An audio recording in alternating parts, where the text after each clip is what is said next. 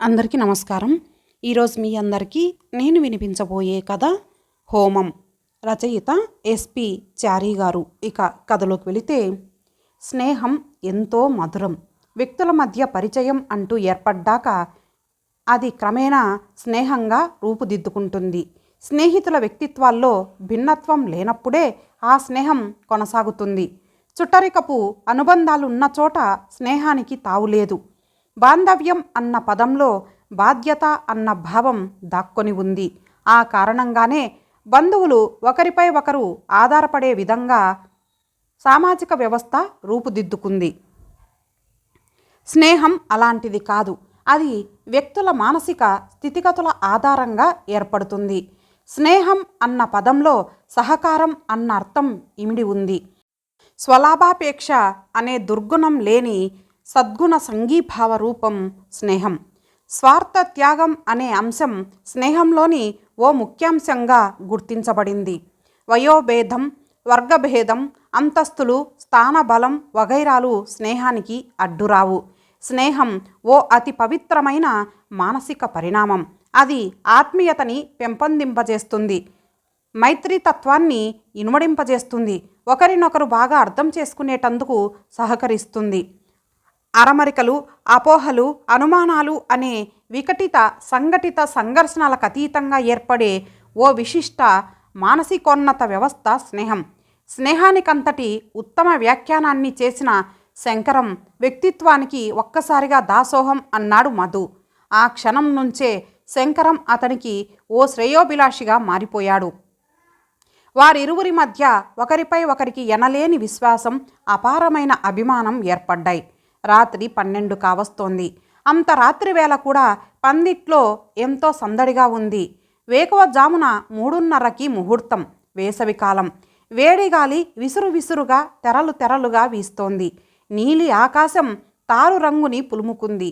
చీకట్లో దారి తెలియక గుడ్డి నక్షత్రాలు వణికి వణికిపోతున్నాయి. ఆరుబయట కుక్కి మంచాల్లో, తుంగచాపల్లో ఒల్లెరక్కుండా ఆడామగా తేడా లేకుండా మంచి నిద్రలో ఉన్నారు.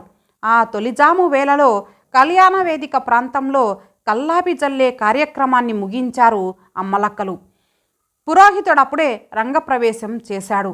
ఎవరో అందించిన సెగలు పొగలు కక్కుతున్న కంచు గ్లాసులోని కాఫీని సేవించడం ప్రారంభించాడు. అలా కాఫీని సేవిస్తూనే కళ్యాణ మంటపంలో నిర్మించబడిన హోమగుండం వంక నడిచాడు. ఆ వెంటనే గొంతు చించుకున్నాడాయన. అమ్మాయి శాంతమ్మ, ఈ యజ్ఞగుండం చుట్టూ పసుపు కుంకుమలతో ముగ్గులు వేయించు తల్లి. పురోహితుడి అనుజ్ఞ మేరకు అప్పుడే వాకిట్లోని సన్నాయి మేళగాళ్ళు కూడా పరికరాలకు పని కల్పింపజేశారు. డోలు వాద్య ఢమఢమలు ఒక్కసారిగా పందిట్లోని వ్యక్తుల నిద్రల్ని కాస్త పటాపంచలు చేసేశాయి. ఆ గందరగోళ వాతావరణంలో నిమ్మకు నీరెత్తినట్టుగా, నోట పల్లెత్తు మాట లేకుండా వీధి మూలలో నుంచొని తన కొడుకు సీను కోసం వెర్రివాడిలా ఎదురుతెన్నులు కాస్తున్నాడు శంకరం. కళ్ళు చించుకొని చిమ్మ చీకట్లోకి తొంగి చూస్తున్న అతని చూపులు క్షణక్షణం నిరాశని పెంచుకోసాగాయి. మస్తిష్కం దాదాపుగా మూగబోయి ఉన్నా అతని శరీరం అంతటి చల్లని వాతావరణంలో కూడా ఎడతెరిపి లేకుండా చెమటల్ని ఏకధారగా చిమ్మేస్తోంది. అలా పెళ్లిపందిరికి దూరంగా ఏమీ పట్టనట్టుగా నుంచొని బకజపం చేస్తున్న భర్తపై విసుక్కుంది శంకరం భార్య శాంత. ఎంత స్నేహితుడైనా మధు మీకు బంధువేం కాడు. పెళ్లిపడులన్నింటినీ అతని నెత్తిన వేసేసి మీరు నుంచొని ఉండటం ఏమీ బాగోలేదు. 4 రోజుల నుంచి ఆయనకి క్షణం తీరిక ఉండటం లేదు.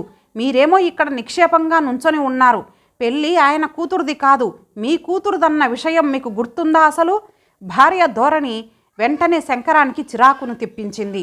ఏంటే నీ వెదవగోల ఆపేయ్. సాయంకాలం 7ంటికి గోపాలరావు ఇంటికెళ్ళిన మన సీను ఇంకా తిరిగి రాలేదని నేను కంగారుతో చచ్చిపోతున్నాను. వాడొస్తేనే కానీ నేను కంసాలి దగ్గరకు వెళ్ళేది లేదు. లేకపోతే సుమ మెల్లో గొలుసు లేదని పెళ్లివారు ఏం గోల పెడతారో ఏమో సాలోచనగా భార్యతో అన్నాడతను.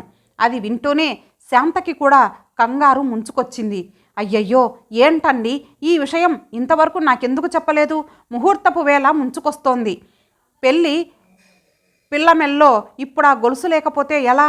ఆందోళనతో అరుస్తున్న భార్య కంఠాన్ని అతి కష్టంగా అదుపులోకి తెచ్చాడు శంకరం.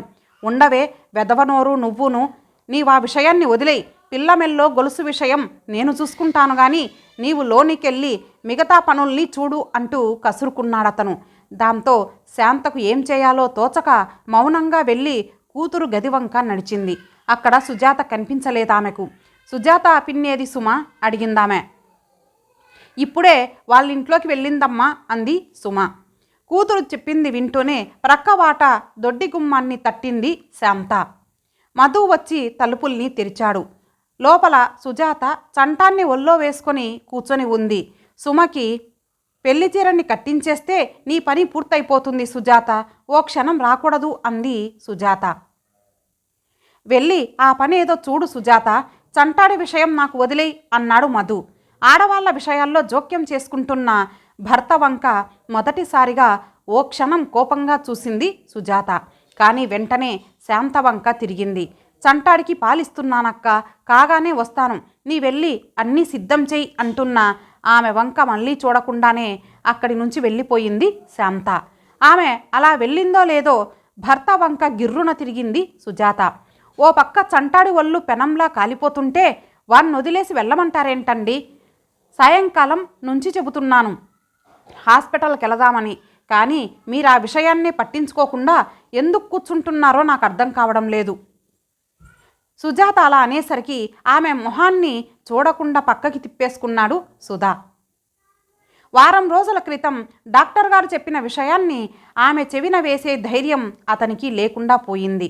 నన్ను క్షమించండి మధు గారు, నిజాన్ని మీ చెవిన వేయక తప్పదు. మీ చంటాడి పరిస్థితి అంత ఆశాజనకంగా లేదు. వాడు మాతృగర్భంలో ఉండగానే శ్వాసకోశం దెబ్బతింది. ఇప్పుడే మందులు వాణ్ణి బాగు చేయలేవు. ఏ క్షణంలోనైనా వాడి పరిస్థితి విషమించవచ్చు అంటున్న డాక్టర్ గారి వంక అయోమయంగా చూస్తూ ఉండిపోయాడతను. సార్, మీరే సూపర్ స్పెషాలిటీస్ ఉన్న హాస్పిటల్ అన్నా లేదా ఏ స్పెషలిస్ట్ దగ్గరికి తీసుకెళ్ళమన్నా తీసుకెళ్తాను, డబ్బు కోసం వెనక్కి తిరిగి చూడను అంటున్న మధు వంక విచారంగా చూశారు ఆ డాక్టర్ గారు. లాభం లేదు మధు, ఓ 6 నెలల శిశువు జీవితంతో అంత నిర్లక్ష్యంగా ప్రవర్తించేటంతటి దుర్మార్గుణ్ణి కాదు. నాకు ఈ వైద్య రంగంలో ఉన్న అనుభవం అవగాహనలని కలబోసి ఓ నిర్ణయానికి వచ్చిన తర్వాతే ఈ విషయాన్ని మీకు చెబుతున్నాను. మీ చంటాడి జబ్బుని నేనే కాదు, ఏ వైద్యుడు ఏ హాస్పిటలు కూడా నయం చేయలేదు. అనవసర ఖర్చు శ్రమలకు గురి చేయడం నా అభిమతం కాదు. వాడికి ఆయుష్ ఉన్నంతకాలం బ్రతుకుతాడు, అంతవరకే మీరు సంతోషించండి. అంతకన్నా మించి మీకు ఇతర ఆశల్ని కలిగించలేను. డాక్టర్ గారు అంత ఖచ్చితంగా నిర్మోహమాటంగా తన కొడుకు ఆరోగ్య పరిస్థితిని తేల్చేసరికి నోట మాట రాకుండా అచేతనుడై నుంచొనిపోయాడు మధు. కానీ ఈ విషయాన్ని సుజాతకు ఎలా తెలియజేయాలో తెలియక మనసులోనే మదనపడిపోసాగాడు. అతని అంతర్మదనాన్ని చదివేశారు డాక్టర్ గారు. ఈ విషయాన్ని అప్పుడే మీ ఆవిడకు తెలియనీయకండి, జరిగేదెలాగూ జరక్క మానదు. ఆ క్షణంలో ఆమె అంతటా ఆమె నిజాన్ని తెలుసుకుంటుంది. డాక్టర్ గారి ఆ సలహాని ఇన్నాళ్ళు పాటిస్తూ వచ్చాడు మధు. చంటాన్ని హాస్పిటల్కు ఎందుకు తీసుకెళ్లడం లేదు అంటూ ఈరోజు కాకుండా మరో రోజు ఎప్పుడైనా అయి ఉంటే భార్య ప్రశ్న అతన్ని ఇంత ఇరకాటంలో పడవేయకుండా ఉండేది. పెళ్లి కూతుర్ని అన్యమనస్కంగానే సిద్ధం చేస్తున్న సుజాత వంక చూస్తూ శాంత కొంచెం కంగారు పడిన మాట వాస్తవం. పైగా ఆ గదిలో ఉన్న శంకరం బంధువులు కూడా ఆ విషయాన్ని గమనించినట్లుగా కొంచెం ఆదుర్దాన్ని వ్యక్తం చేయసాగారు. సుమని ముస్తాబు చేస్తున్న ఆ అరగంటలో ఏదో వంకతో కనీసం 4 సార్లైనా వచ్చి చంటాన్ని చూసి వెళ్ళుంటుంది సుజాత. కానీ ఆమె తన పనిని ముగించుకొని వచ్చేసరికల్లా చంటాడి పరిస్థితి కాస్త దిగజారిపోవటం ప్రారంభించింది. అది చూసి మధుకు కూడా వణుకు పుట్టుకొచ్చింది. సుజాత, నేనిప్పుడే వెళ్ళి డాక్టర్ గారిని ఒకసారి కలిసి వస్తాను, కానీ ఈలోగా నేను చెప్పిన విషయాన్ని మాత్రం మర్చిపోవద్దు అంటూ గబగబా వీధిలోకి నడిచాడతను. ఆ అపరాత్రి వేళ తన మోపెడ్ని స్టార్ట్ చేస్తున్న మధు వంక వెళ్ళాలనుకున్న శంకరం కాస్త ఆ వీధి మూల నుంచి కదలలేకపోయాడు. మధు మోపెడ్ స్టార్ట్ చేయగానే ఆ బండి హెడ్లైట్ కాంతిలో దూరంగా శ్రీను కనిపించాడతనికి. గోపాలరావు ఇంటి నుంచి తిరిగి వస్తోన్న కొడుకుని చూడగానే అతనికి ప్రాణాలు లేచి వచ్చాయి. పెళ్లి పందిట్లోకి ఏదో వస్తువు అర్జెంటుగా కావాల్సి వచ్చి ఉంటుంది. మధు అందుకే వెళ్తుండవచ్చును అనుకుంటూ ఆ క్షణంలో సరిపుచ్చుకున్నాడతను. కానీ ముందుకెళ్తోన్న మోపెడు వెలుగులో తనకి దగ్గరగా వస్తోన్న సీను మొహంలో వెలుగు కనిపించకపోవటం చూసి అప్పటికే చీకట్లో ఉన్న అతని వదనంపై మరింత చీకటి కమ్ముకుంది. గోపాలరావు గారు ఇప్పుడే వచ్చారు. వారికి రావాల్సిన డబ్బు ఇంకా చేతికందలేదట. మిమ్మల్ని క్షమించమన్నారు నాన్న అంటున్న శ్రీను గొంతుని వింటూనే శంకరం గొంతులోని తడి కాస్త ఆరిపోయింది. గుండెపోటు వచ్చిన వాడిలా వెనక్కి విరుచుకు పడబోయిన తండ్రిని అతి కష్టంగా పట్టుకొని పెళ్లి పందిరి దాకా తీసుకొని వచ్చి పార్కు చేసి ఉన్న ఒక స్కూటర్పై కూర్చోబెట్టాడు సీను. మంచినీళ్ళు అంటూ నీరసంగా పలికాడు శంకరం. సీను ఇంట్లోకి పరుగుదీశాడు. చల్లటి నీళ్లు గొంతులో పడ్డాక కోలుకున్నాడతను.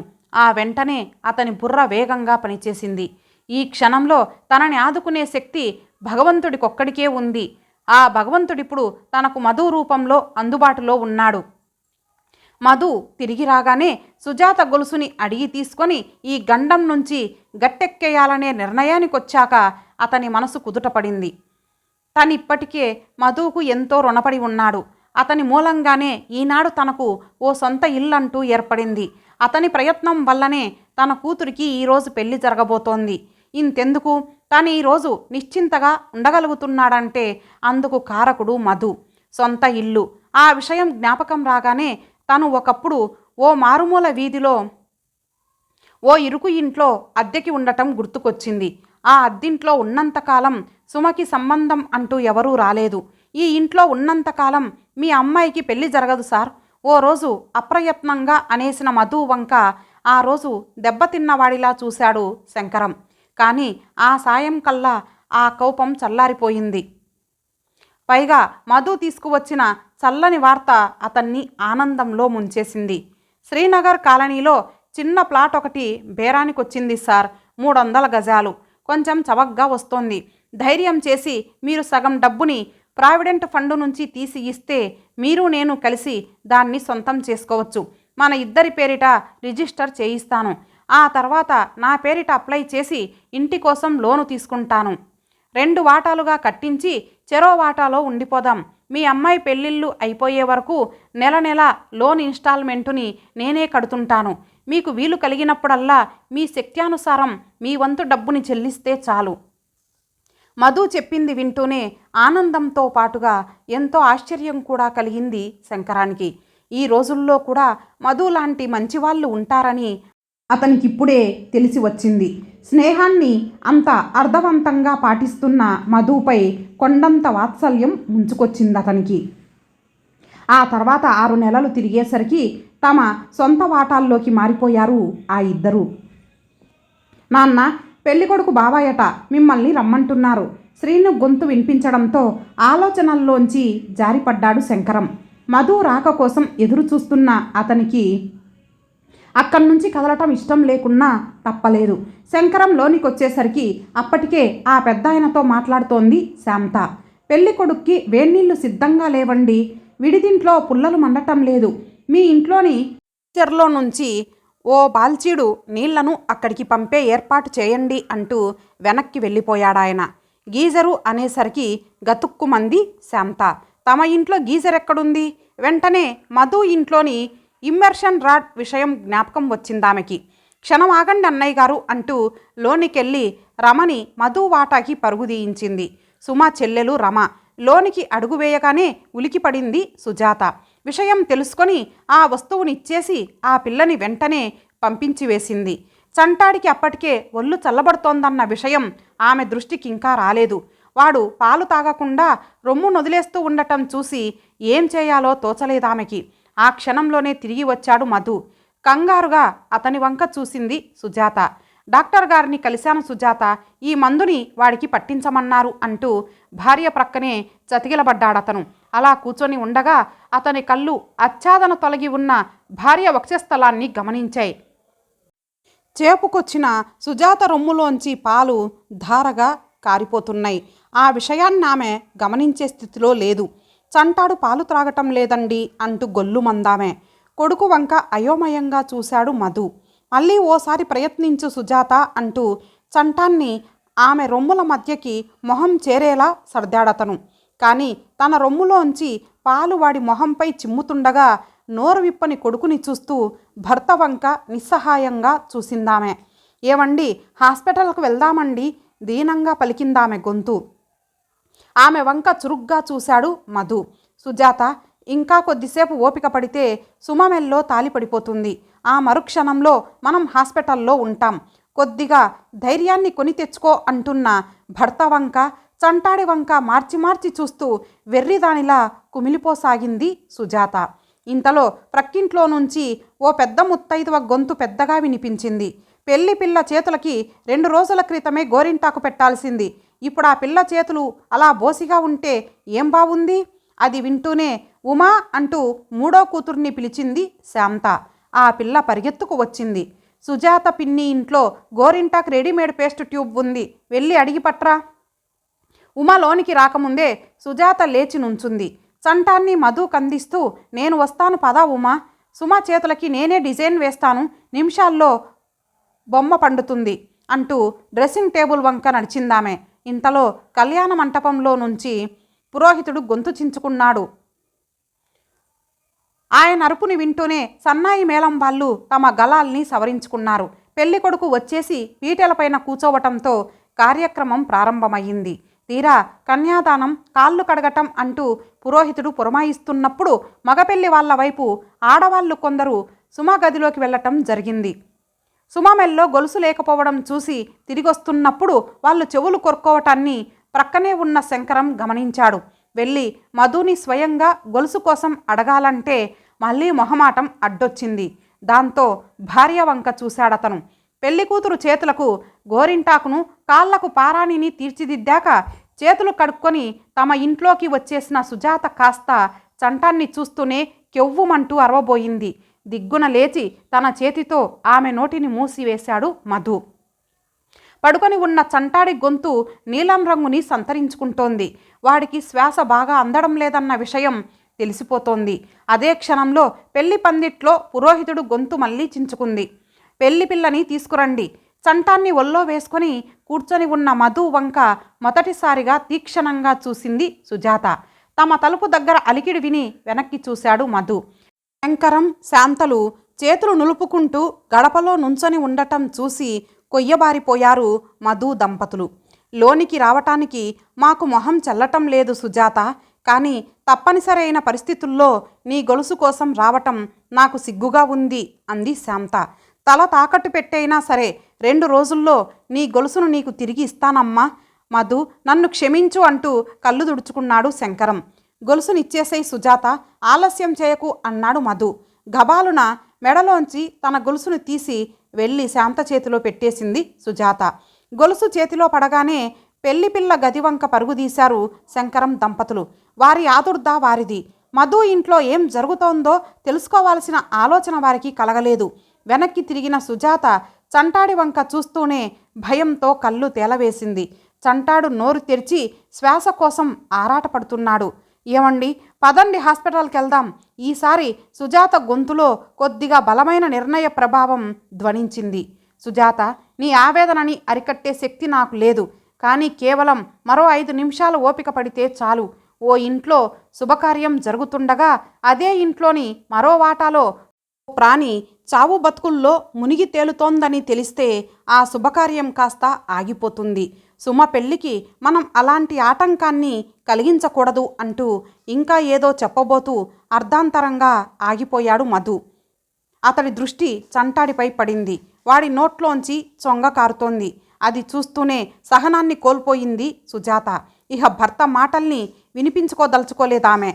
దాంతో గబాలున చంటాన్ని అందుకొని లేచి నుంచుంది. అదే సమయంలో పెళ్లి పందిట్లో సన్నాయి వాద్యాలు తారాస్థాయిని అందుకున్నాయి.